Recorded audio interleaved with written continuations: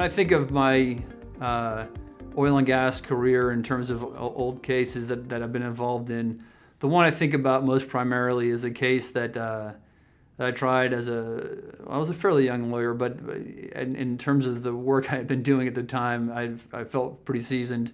And it was an oil and gas case out in DeRidder, Louisiana, which, if you don't know where it is, it's along the western side of Louisiana, kind of where Texas and Louisiana start to blend together. Although still very much Louisiana, if you ask anyone there. Real small town. We had there 2 trial teams with representing just massive oil and gas interests. It was easily the biggest case that courthouse had ever seen. And for me, professionally, it was the first case I handled as a partner. I just made partner, I think, during the case, actually, while the case was progressing at Sussman.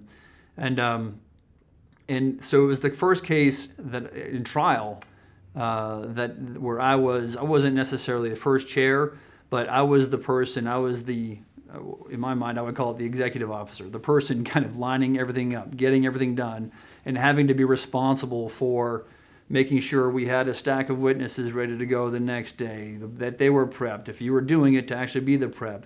The organizational aspect of the overall case, in terms of what's our strategy, how are we going to achieve it, what witnesses are, and to the mundane of, well, how are we going to get fed today? Do we have enough paper clips? Do we have room for the paralegals to sit?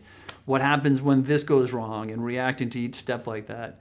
Meanwhile, being effectively the face of the case to the judge. It was a bench trial there, so it was just us and the judge, but building, again, the rapport with the judge so that you're the one communicating and being the primary advocate for the case.